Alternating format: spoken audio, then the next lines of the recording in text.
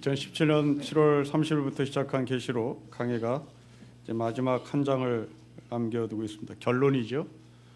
모든 장르, 뭐 소설이나 드라마가 그렇듯이 마지막 결론은 반전의 반전을 가져다주는 충격적인 것으로 끝을 맺는데요. 계시록도 이렇게 마지막 22장에서는 반전의 반전을 우리에게 보여주면서 충격을 가져다 줍니다. 저는 이 본문의 말씀을 읽으면서 존 밀턴이라는 영국의 시인이 생각났는데요. 신라곤이라는 시와 복락곤이라는 시를 쓴 시인입니다.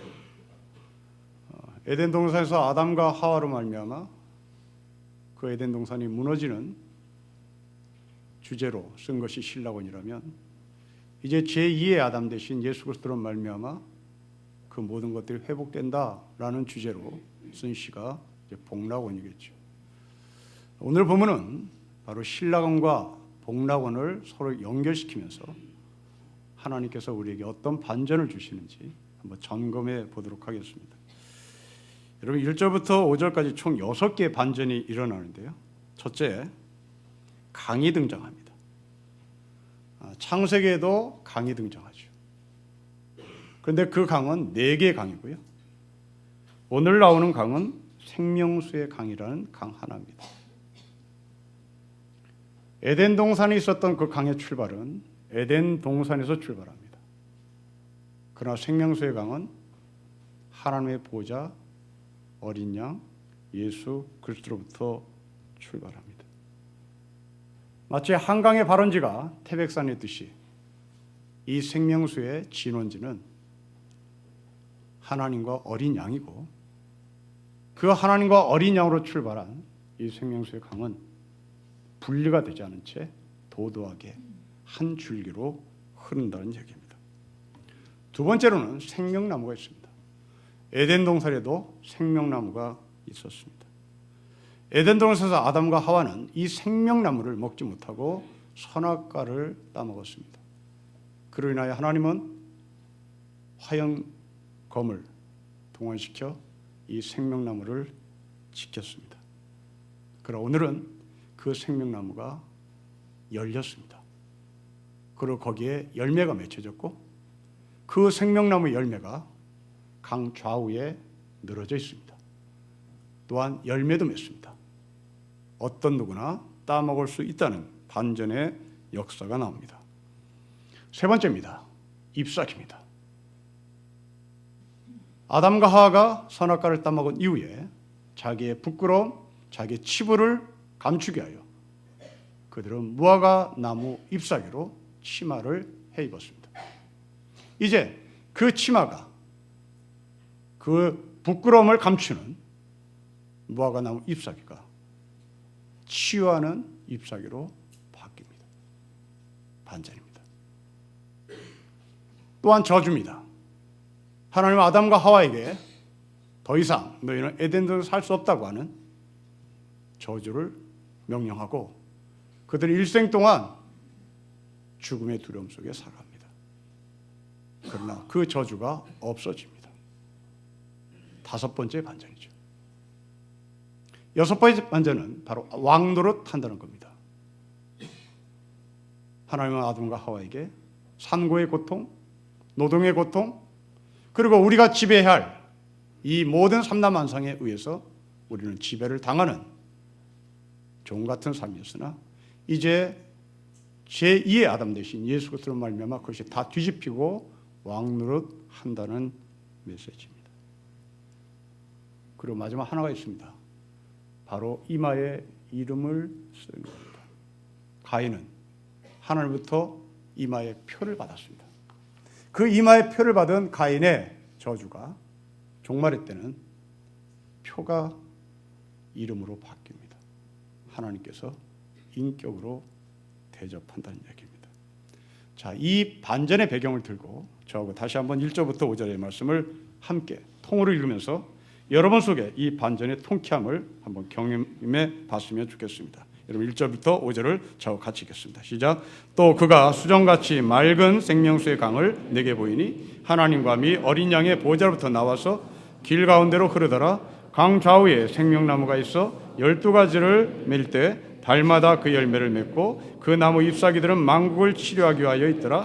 다시 저주가 없으며 하나님과 그 어린 양의 보좌 가운데 있으리니 그의 종들이 그를 섬기며 그의 얼굴을 볼 터이요 그의 이름도 그들의 이마에 있으리라. 다시 밤이 없겠고 등불과 햇빛에 쓸데없으니 이는 주 하나님이 그들에게 빛이심이라. 그들이 세세토록 왕노릇 하리로다. 하나님은 종말에 우리에게 이런 약속을 하셨습니다.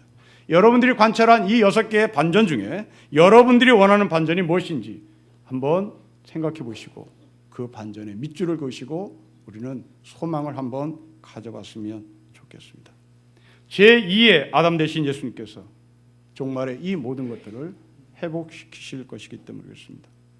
여러분 이마에 가인의 표 같은 표가 있다면 여러분을 이름으로 바꾸는 인격의 하나님, 여러분을 사람으로 대하시는 하나님, 여러분을 인격으로 대하시는 그 하나님의 반전이 있기를 바랍니다.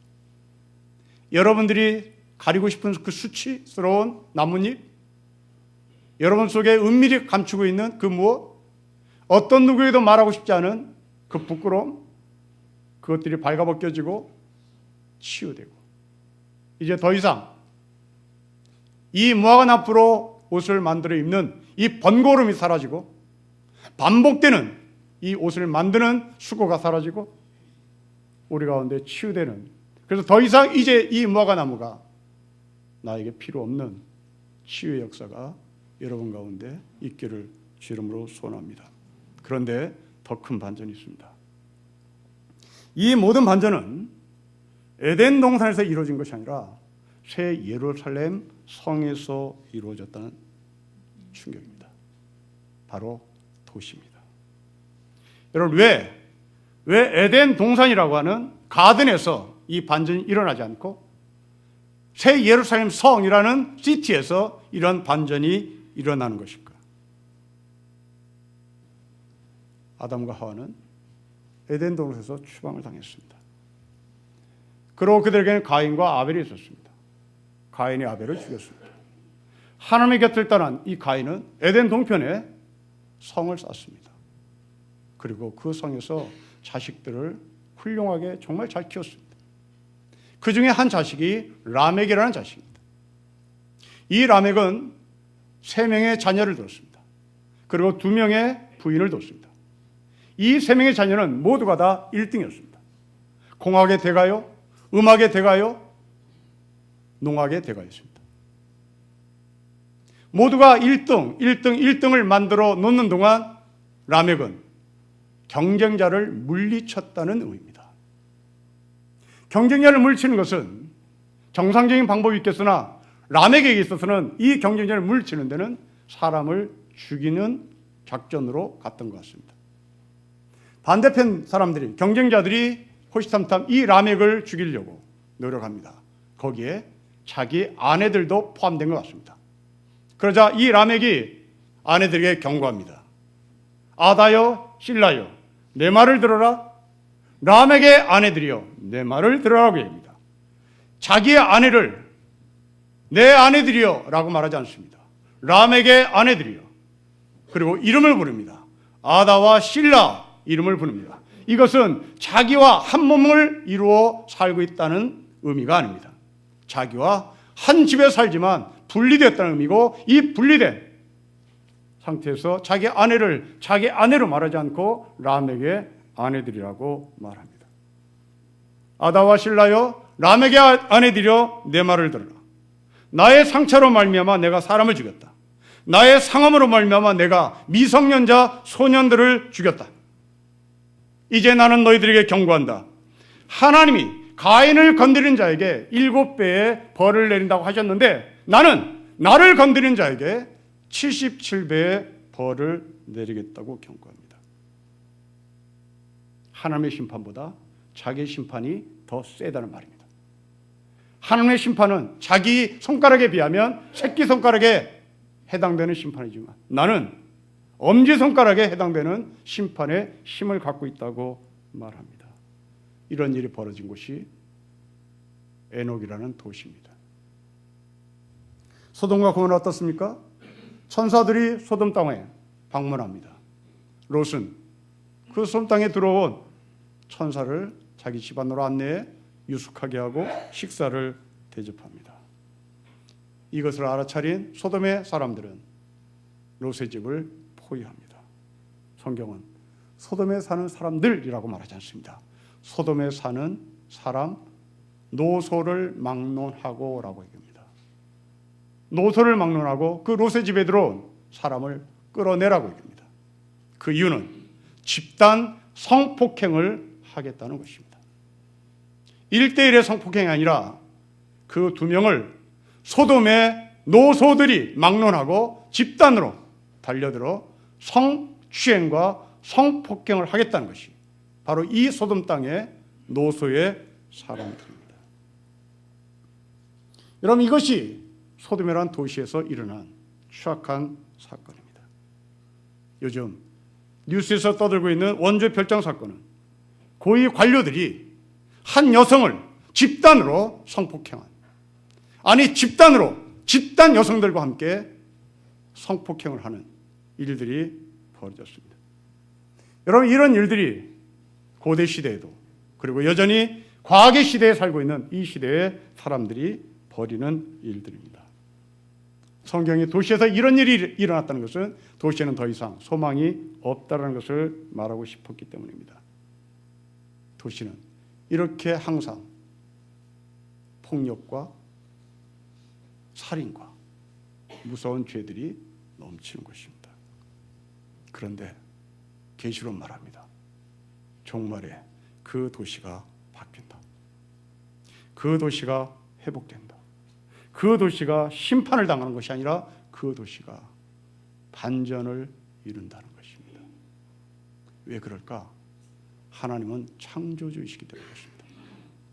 창조주 하나님은 우리가 버려놓은 그 쓰레기 같은 것들을 다시 당신이 주워 담습니다.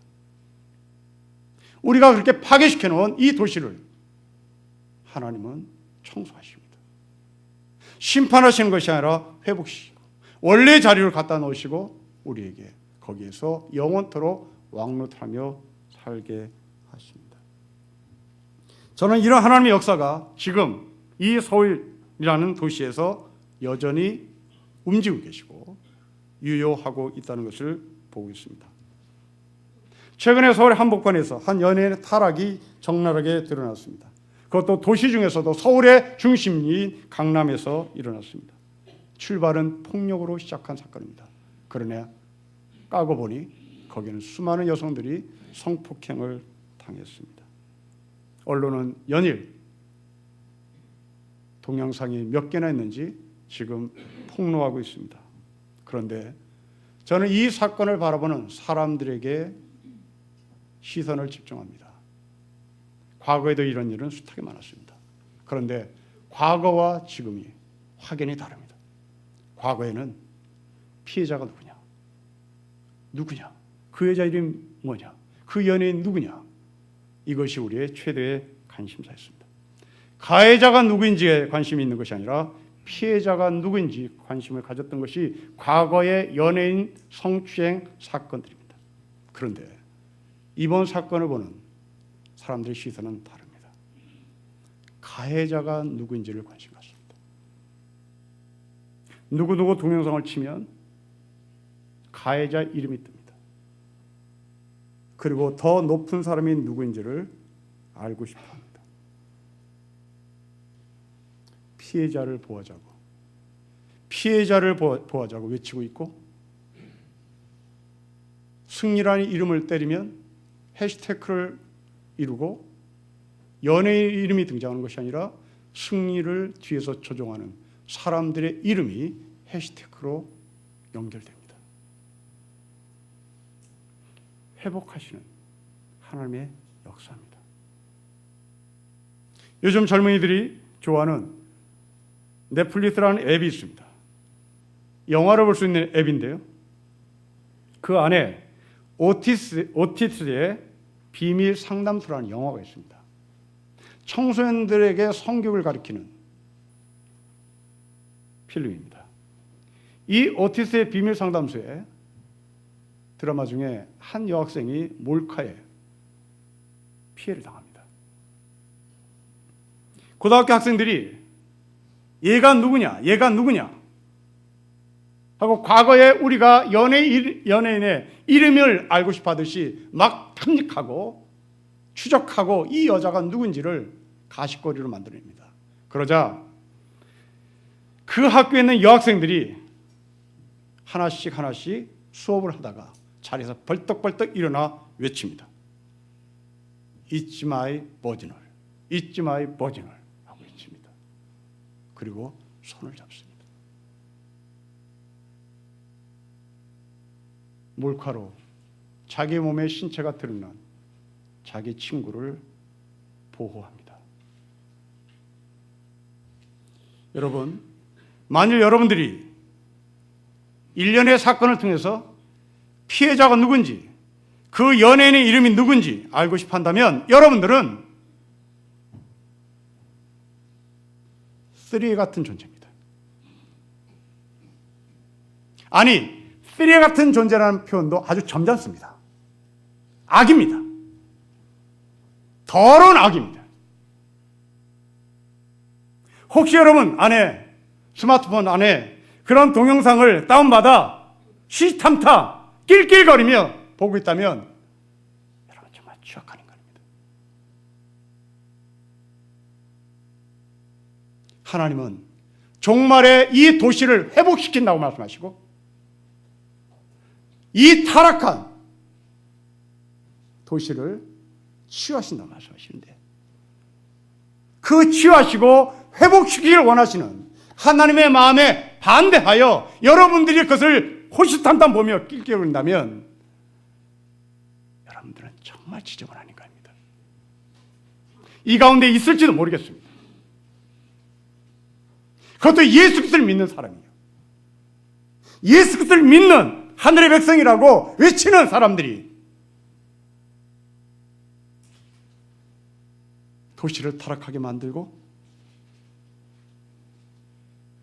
더 큰 피해자를 만들어내고 제2의 피해자를 만들어내고 가해자를 보호하며 그 가해자들이 또 다른 피해자를 만들어내도록 우리가 길을 연다면 우리는 싼 것입니다. 쓰레기입니다. 제 아무리 법무부 차관을 지내도 싼 것이죠. 경기고등학교를 나와도 서울대학을 나와도 싼 것이죠. 종말에 여러분들은 어떻게 사시겠습니까? 여러분이 이 도시를 회복하는 데 쓰시겠습니까? 여러분들이 이 도시를 더 타락하는 공주자로 사시겠습니까? 종말에 하나님께서 우리에게 원하시는 계획은 이 도시가 회복되는 겁니다. 새 예루살렘 성이 생명나무가 새 예루살렘 성에 잎사귀가 새 예루살렘 성에 저주가 없어지고 왕노타는 하늘의 백성이 넘치기를 바라는 겁니다. 하나님의 어린 양의 신부로 부름받으신 여러분, 우리는 신부입니다. 신부는 이미지가 깨끗함입니다. 하나님은 우리를 통하여 이 도시를 깨끗하게 만들기를 원하십니다. 이제 그 배경을 들고 강론으로 들어가 보겠습니다. 여러분 1절과 2절의 말씀을 우리 같이 읽겠습니다. 시작. 또 그가 수정같이 맑은 생명수의 강을 내게 보이니 하나님과 미 어린 양의 보좌로부터 나와서 길 가운데로 흐르더라. 강 좌우에 생명나무가 있어 12가지 열매를 맺되 달마다 그 열매를 맺고 그 나무 잎사귀들은 만국을 치료하기 위하여 있더라. 여러분 이상합니다. 1절과 2절은 저는 동의할 수가 없습니다. 그 이유는 21장 23절 때문에 그렇습니다. 21장 23절에 그 예루살렘 성은 해와 달이 없습니다. 해와 달이 없으면 1절과 2절이 나올 수가 없습니다. 1절과 2절이 나오려면 해와 달이 있어야 되는 겁니다. 해와 달이 있어야 광합성 작용이 있고, 해와 달이 있어야 그 광합성의 작용으로 열매를 맺고, 해와 달이 있어야 그 광합성의 작용으로 잎사귀를 맺을 수가 있는 겁니다. 그런데 해와 달이 없는데 어떻게 열매를 맺으며, 해와 달이 없는데 어떻게 잎사귀가 열리냐 말입니다. 논리가, 합리와 과학이 없습니다. 그런데 1절과 2절이 이루어진다는 얘기입니다. 왜 그럴까? 어떻게 이 1절과 2절 같은 역사가 일어날까? 그렇습니다. 해와 달은 원래 빛이신 하나님부터 받은 피조물에 불과합니다. 이제 이 피조물들이 사라지죠.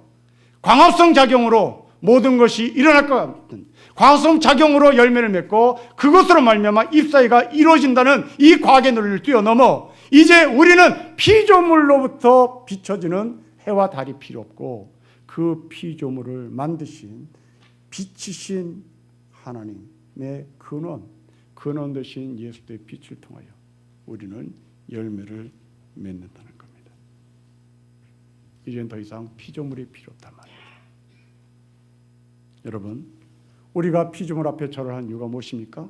우리가 왜 해와 달에 절합니까? 우리가 왜 그 해 앞에 무릎을 꿇고 왜 달 앞에 절을 해야 합니까? 왜 그것들 앞에 예배해야 합니까? 그것들은 우리에게 열매를 가져다 주기 때문입니다. 그것들은 우리에게 잎사귀를 가져다 주기 때문입니다.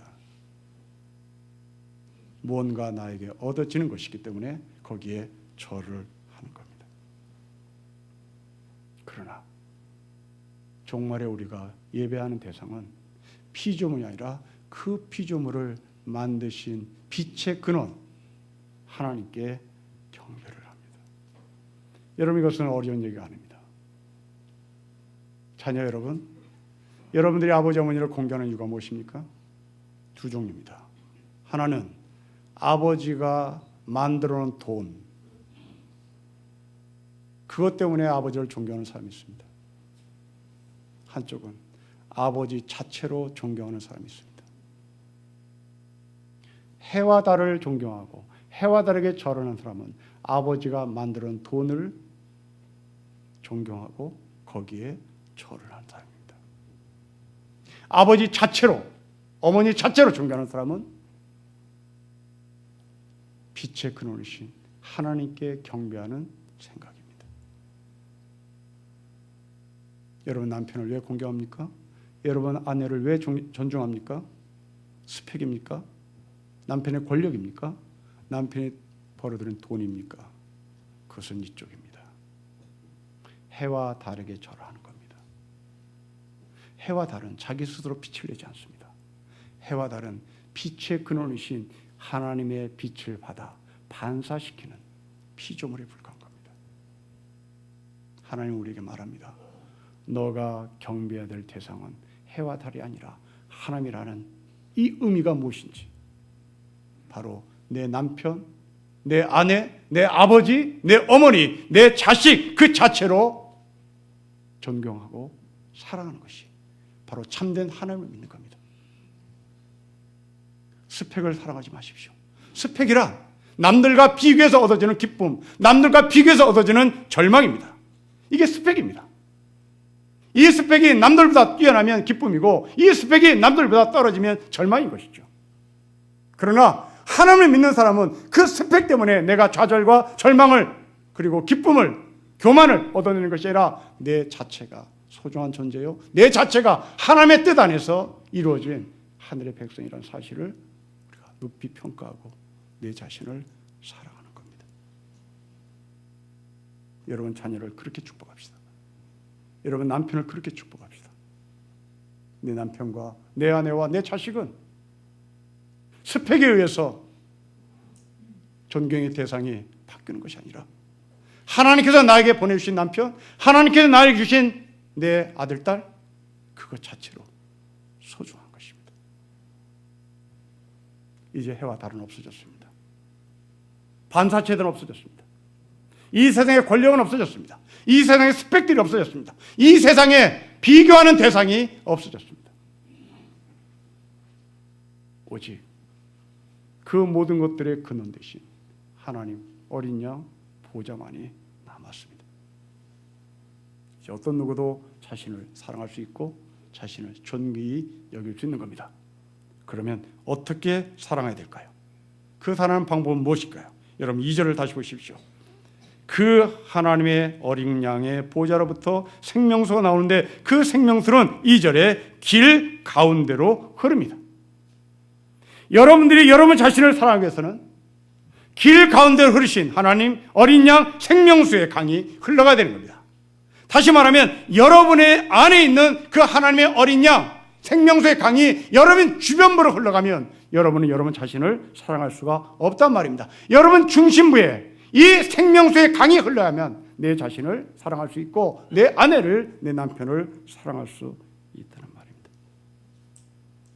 사랑하는 성도 여러분, 여러분 중심 가운데 하나님의 어린 양 생명수의 강 예수 그리스도의 그 생명수가 중심부에 흐르고 있습니까? 아니면 이 예수가 여러분 주변부에 흐르고 계십니까? 우리는 내 안에 예수 그리스도의 생명수의 강이 흘러가기 위하여 기도하고 말씀을 묵상하는 것이죠. 길을 가면서 기도합니다. 일을 하면서 찬송합니다. 하나님께서 나를 사랑하시고 나를 위한 아주 놀라운 계획을 갖고 계시다는 것을 중심부에 두고 그 중심부에 둔 여러분들이 하나님의 생명수의 강이 흘러가는 것을 보는 것입니다.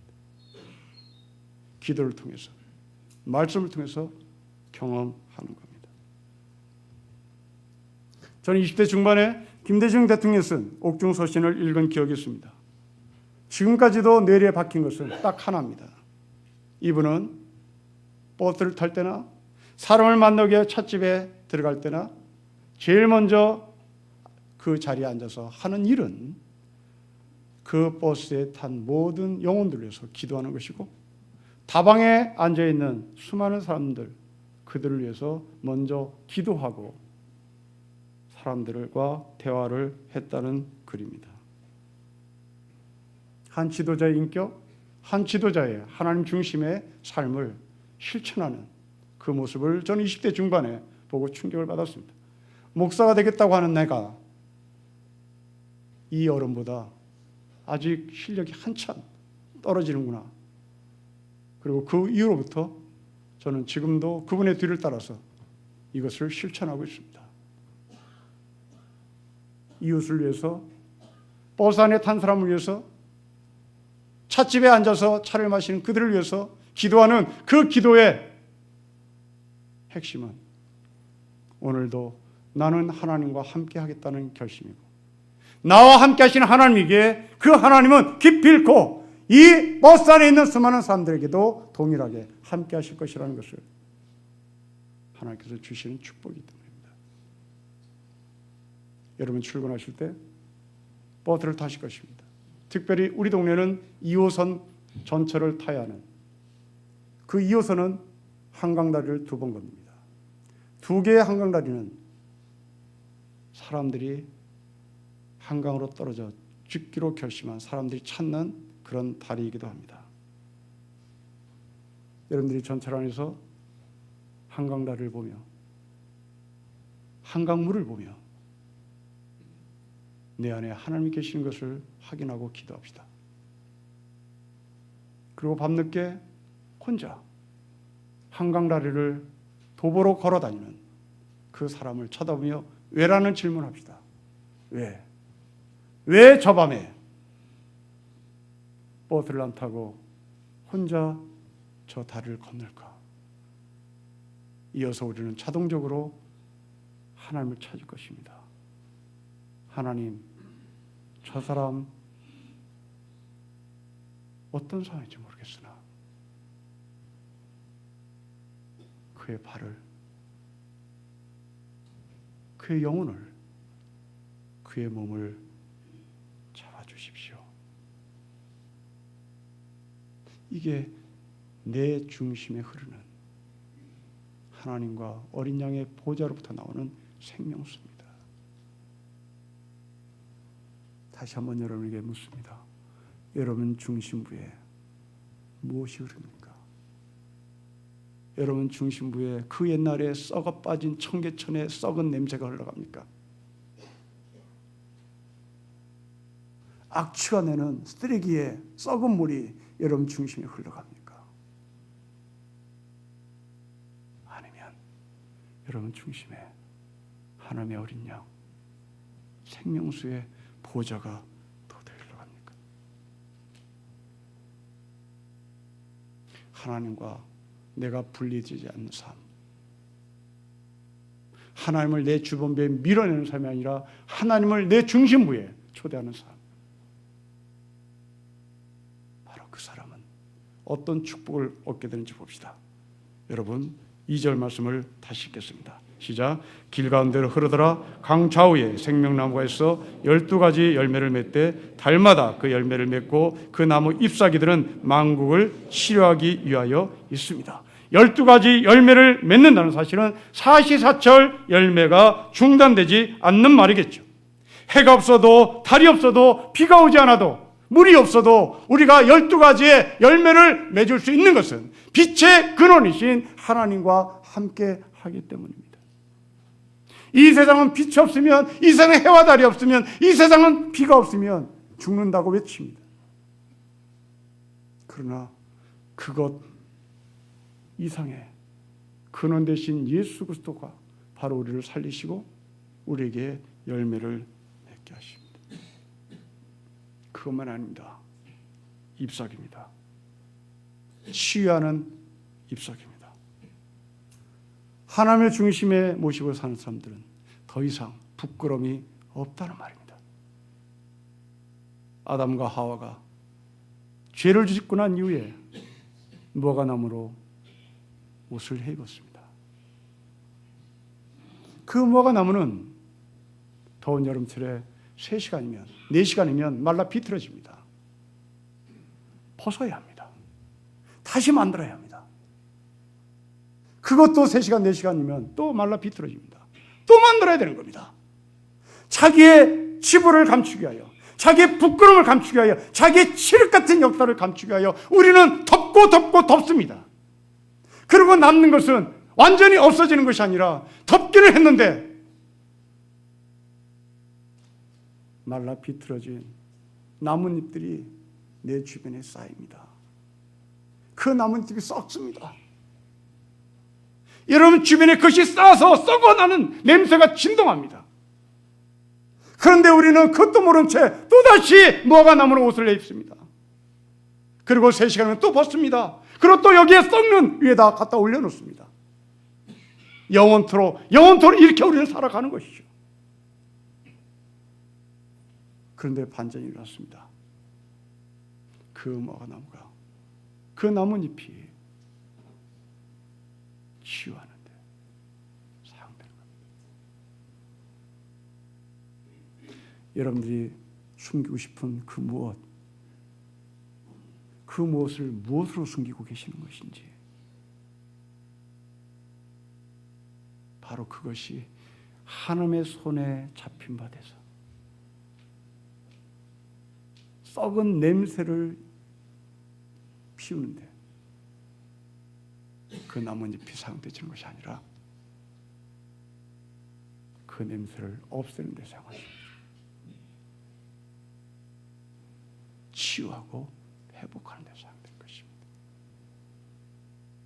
이 2절은 시편 1편의 말씀을 패러디한 겁니다. 복 있는 사람은 악인의 꾀를 따르지 않습니다. 죄인의 길에 서지 않습니다. 오만한 자리에 앉지 않습니다. 복 있는 사람은 시냇가에 심겨진 나무 같습니다. 열매를 맺습니다. 그 잎사귀가 마르지 않습니다. 그렇습니다. 아담과 하와가 입었던 잎사귀는 마릅니다. 그러나 생명가에 심겨진 나무의 잎사귀는 마르지 않습니다. 우리는 우리의 신분의 뿌리가 생명수신 예수 그리스도 안에 있습니다. 그러기에 여러분의 잎사귀는 마르지 않는 겁니다. 복 있는 사람입니다. 왕 같은 하늘의 신분으로 살아갑니다. 결론입니다. 회복의 기준은 나의 열심이 아닙니다. 회복의 기준은 나의 스펙이 아닙니다. 회복의 기준은 예수 그리스도십니다. 살아계신 하나님이십니다. 돈을 많이 벌면 내 속에 있는 아픔이 해결되겠지. PhD 학위를 따면 나의 흑역사가 사라지겠지. 그래서 학벌 세탁을 하면 되겠지. 그것은 에덴 동산에서 쫓겨난 아담과 하와가 입었던 무화과 잎의 나무입니다. 우리는 또 다른 무화과 나무의 잎이 필요합니다. 생명가에 심겨진 나뭇잎이십니다. 그것은 메마르지 않습니다. 여러분의 삶의 기준이 바로 예수 그리스도여야 되는 것입니다.